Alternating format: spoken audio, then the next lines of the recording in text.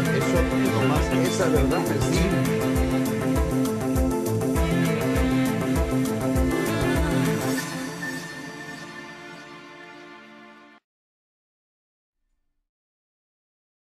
Buenas noches amigos, esta noche también tenemos un programa especial que normalmente es en español, pero esta vez lo vamos a hacer en inglés. So, good evening friends. Today, Expresion Latina is going to be in English. We are making an exception, right? Yes. So we have again with us a gentleman that is running for the Senate. And hopefully he's going to make a difference in this elections. Would you like to say anything about what you're going to do in these elections?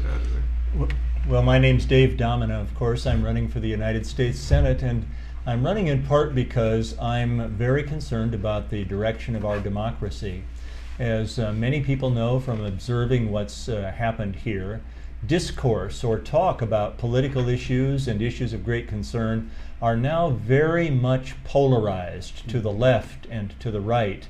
It's as though our politics are a straight line separated by a great big divide nobody can cross over.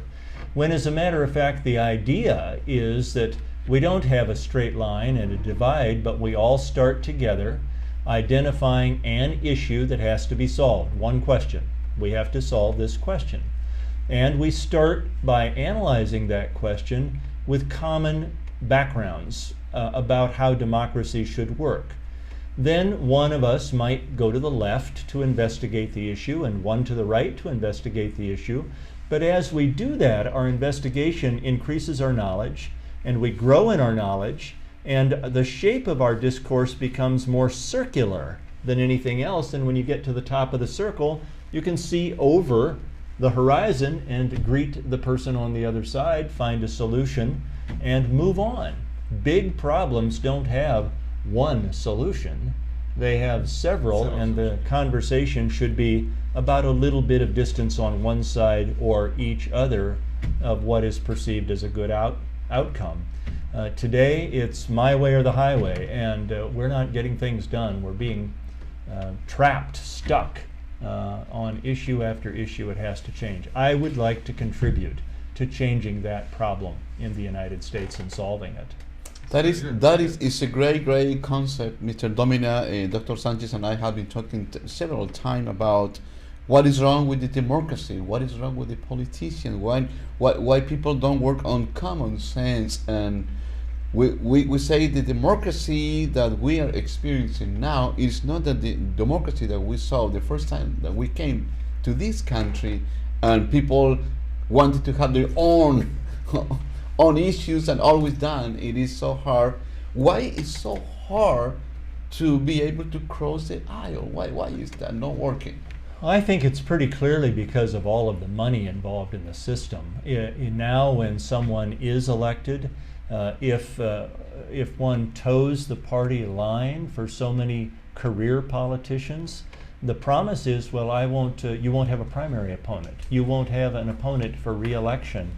So if we continue to elect career politicians who are focused on repeating themselves in office instead of addressing the issues of our country, then money talks. Mm-hmm. And unfortunately, we're in that position now. If instead of that, we were to elect people who are focused on public service after a successful career of their own somewhere else, I think we get a completely different kind of office holder and a completely different kind of public service. That is so needed. Yeah. There's been such a change in democracy in the United States. I'll just tell you my experience. You know, I was born in South America, way up there, and I came here at the age of 17 to learn English. Thank God I did. But anyway, the whole idea is that I live in a government where there was a dictatorship, military dictatorship, and it was horrible. When I came to this country, when I see democracy in those days, many years ago, it was the most beautiful thing to me. It was liberty, it was freedom, and so on. But what I see, I live over there an experience that most Americans did not experience. So when I came here and I see some changes in the democracy now, and I see some kind of decline on democracy, and that my question would be, I'm sure you're aware that what's happening in the nation. Could you name the causes of that decline, or what's affecting that decline in the democracy? How can we go into the world and say, you know what, believe in democracy when we're not actually doing not a good job on this? Well, Doctor, unfortunately, the ultimate answer to the question is that the citizens are not stepping up with enough vigor to do our jobs. If we as individual citizens are informed enough, interested enough, and activated enough, then money is not a controlling item in political life. But if we're not interested and we only vote casually, then great big sums of money spent at the end of the election cycle, especially on negative ads, will turn the election time after time, which means that Senate seats and House seats and governorships can be bought and sold. That's why more and more often we see people of very great wealth running for office, and then their positions are used to direct public funds to companies from which they came or in which they're interested, and decisions are selfish instead of other-centered. Until the American people are willing to recognize the power they hold as citizens, step up as citizens, and insist that their voices be heard over great big spenders, democracy is in peril. Yeah, at the same time, the things that you just talk about, that both parties are so opposite on everything. They can't talk to each other. They can't get into something that is useful for the country. But also there's rules in the Senate. Mm-hmm. There's also the voting, we used to have voting rights, the gerrymandering, the redistricting. Like, for example, what's happening in Texas. There's one gentleman from in Texas, I think it's Mr. Cruz.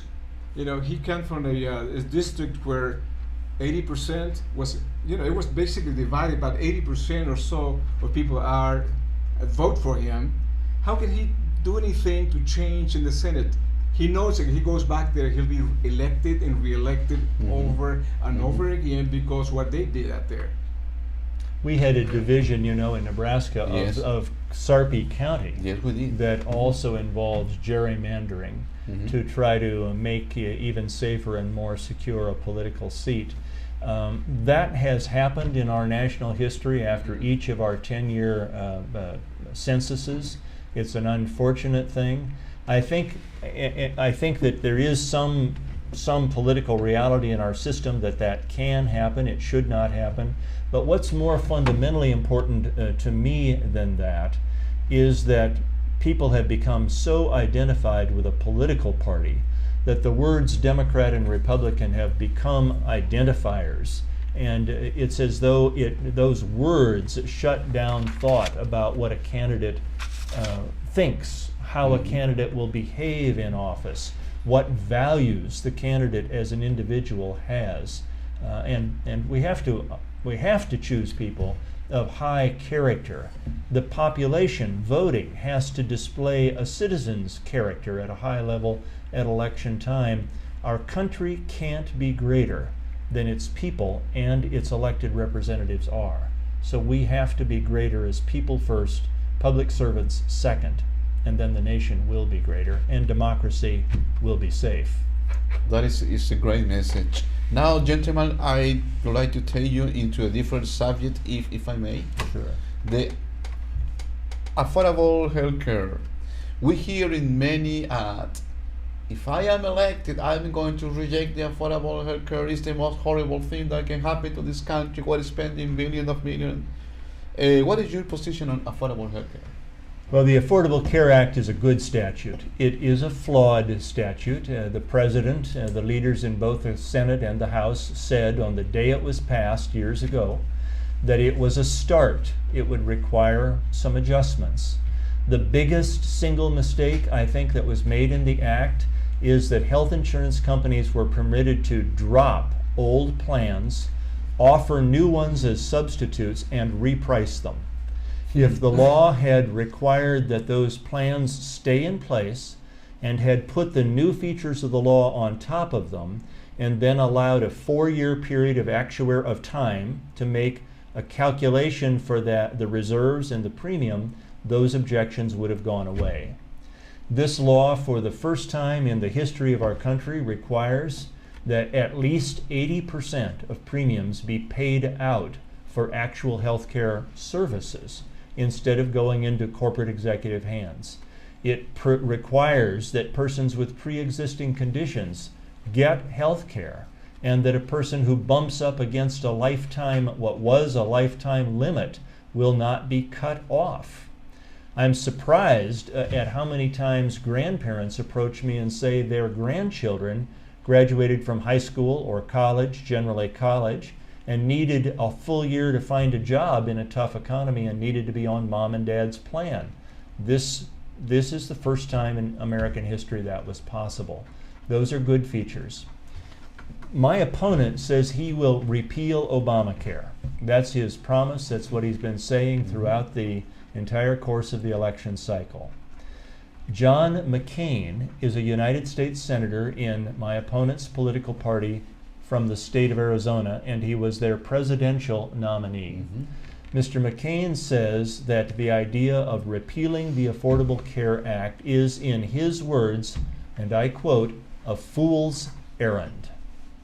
Now, I would suggest, gentlemen and viewers, that if we elect a new United States Senator and send that senator to the Senate, and on the very first day he is committed to what the standard bearer of his party calls a fool's errand, all 6 years of that senator's service will be compromised, and Nebraska will be underrepresented.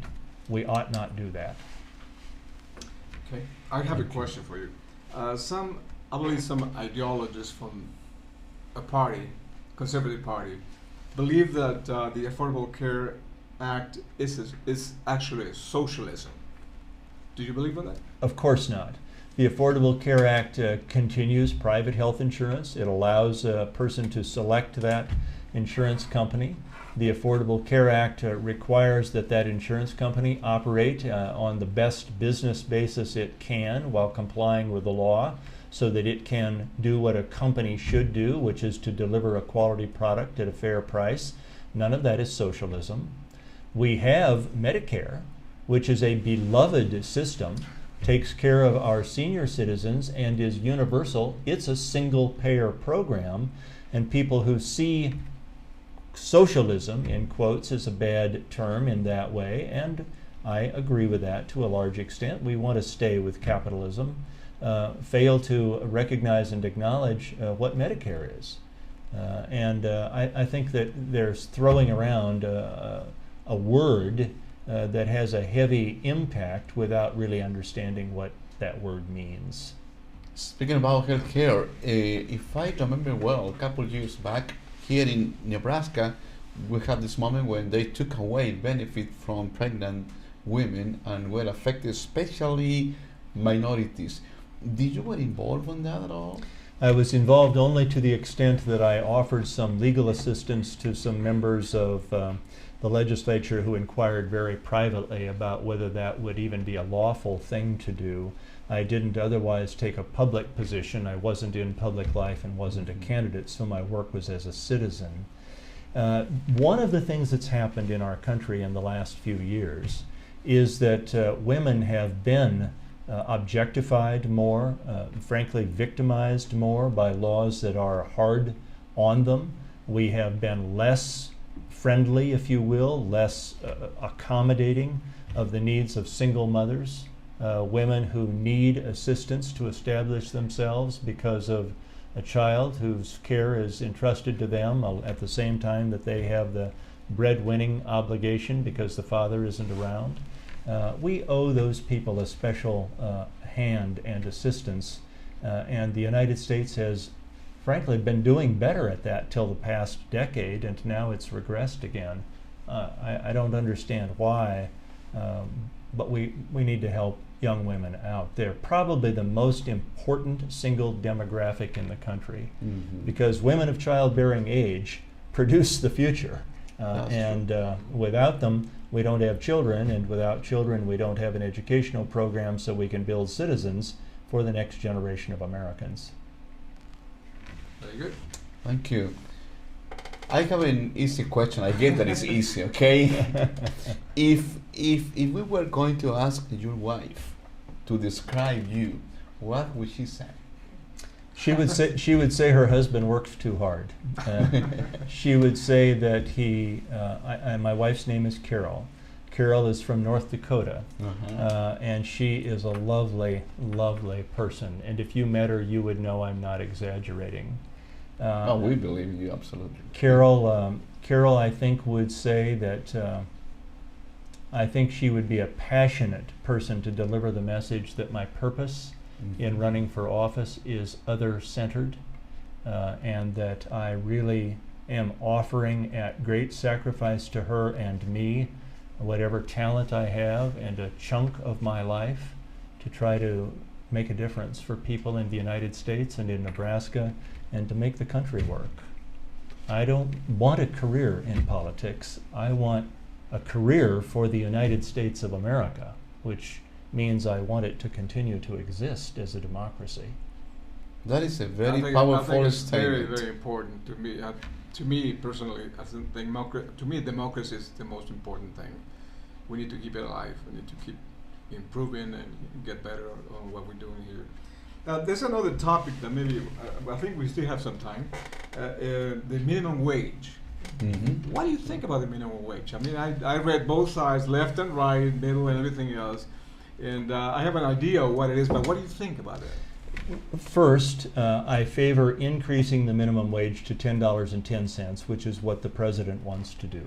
Okay. Second, I think that the minimum wage must be an alternative to federal poverty programs. If a person can't earn the minimum wage over the course of an entire year of work and do better than being on poverty, then the minimum wage is misplaced. Okay. Today we have large employers, in fact the largest in the country, paying less than the amount of money that's necessary to get off federal assistance programs, training employees how to qualify for those programs at the same time they start work at the state minimum wage of $7.25 an hour. That is an abusive way of pushing the payroll onto the backs of the American taxpayer and, frankly, making more and more money for the owners of that company at our expense. And that's wrong. It should stop. The second thing I'd like to say, Doctor, about the minimum wage is this. My political party is presently circulating a petition to increase the Nebraska state minimum wage to $9. And I have not taken a position in opposition to that. I won't take a position in opposition to it, but I have a hesitation about that because I know that $9 is not enough, and I don't want something to be accomplished that satisfies people so they retire away from the need to pass the kind of law that really needs to be passed for Nebraska and American families, which is a minimum wage like the one I described. Now, question that I have for you about the minimum wage. If that passes, $10.10 or so, who would benefit the most? Well, two groups of people would benefit the most. I think the first beneficiaries will be children, because so many of the parents who will get that pay raise will be able to spend a little bit more time, buy a little bit better quality food, and provide a little bit better assistance. The person earning the wage will have a little bit more freedom to spend a little bit more energy on family matters. The second group that will benefit is the merchants who receive the money and can turn it over in payroll and new jobs and other goods, because when the minimum wage goes up, all the money gets spent. Okay. It doesn't go to the bank, it turns over. And that's why sociology study after study proves that in a state on this side of a border that increases its minimum wage, employment goes up. whereas the state just across the border, if it doesn't increase its minimum wage, does not experience an employment increase. So those dollars make all of the economy better.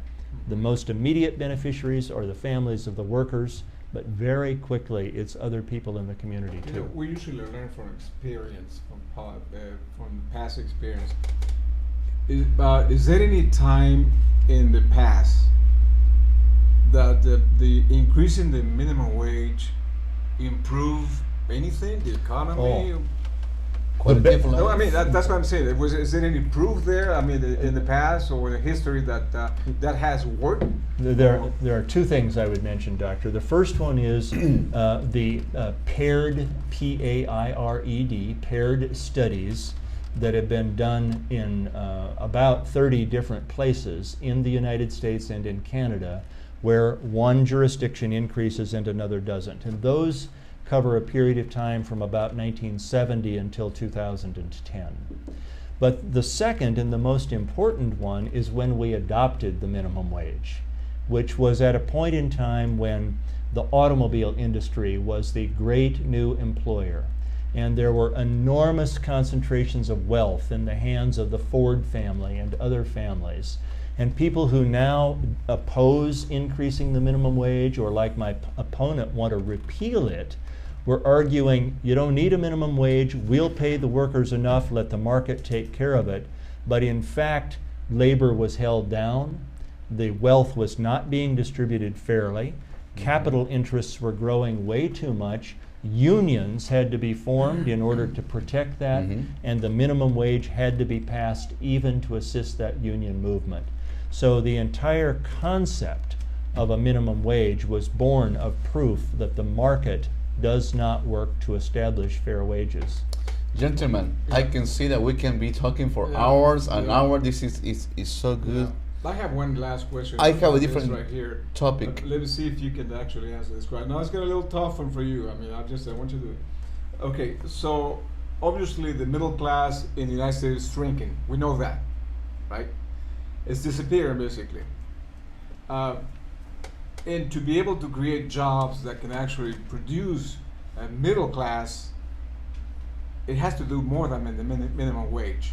My question is, how would the minimum wage help people to go into maybe into a middle class? Well, it won't. The minimum wage as we define it now will never allow people to make it to the middle class. It will only relieve the burden of being underpaid.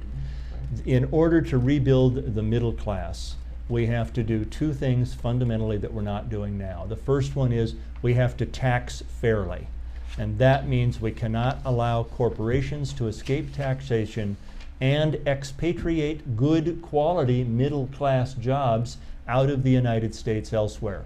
Those things have to come to a screeching halt. And then the second thing is that we have to revalue labor, take down executive compensation so it is not thousands of times the average worker's wages and is back in a reasonable ratio. And shareholders of companies have to again recognize that even they do better when the workforce does better. They do not do better when the executive does better, because that engenders a trading environment and not a production environment. Absolutely. I do have one more question also. We are seeing this phenomenon more and more often, which is companies getting merged. The merging of big companies. We just saw AT&T and DirecTV and Cricket, and how that is affecting the normal, regular citizen of this country. Well, each time one of those mega mergers happens, and I think this is the easiest way to understand it, Pastor, each time one of those mergers happens, students who would like to go to work in that industry lose a place to send a resume. If there are 3 industries and there's a merger, now there are 2. And the consumers also lose options. The company that survives the merger has less incentive to improve, to create a better product, to give more choices. Consumer choices go down. And Always there are fewer jobs because the primary reason for the merger is efficiency. So everybody loses, nobody wins. And we are seeing more and more and more of that. Yes, we are. If I would ask you one question, why should I vote for you? Well, I would say that the answer that my wife would give to describe me, doctor, would be the best answer. I know that I am not attracted to this candidacy because I enjoy seeing myself on television. In fact, frankly, it bothers me to see myself on television. I don't worry about it. You'll get used to it. You just keep coming back. I don't have an interest in or a lust for power. I know I can examine my heart, and I know I don't feel that. I love the United States. I love the opportunity it has given people in the past. I'd like to contribute to its continuity and improvement, and that's why I want to run for and hold this office. I don't think that's what my opponent wants, but I think that's what the people of Nebraska need. Mr. Domina, your last chance to talk to the Latino Hispanic community through the Expresion Latina program. Viewers, I'd like to say this to you, and not about me, but about you.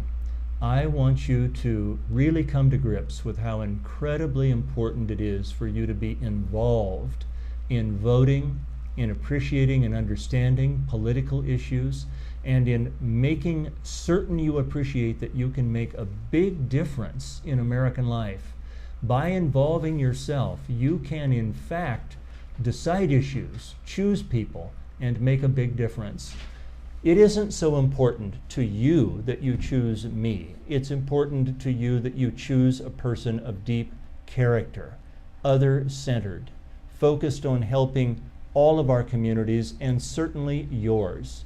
And if I can be that servant, then I am your choice. If you decide that I'm not, then you owe it to yourself to make sure that you exercise your vote against me. But you must be informed.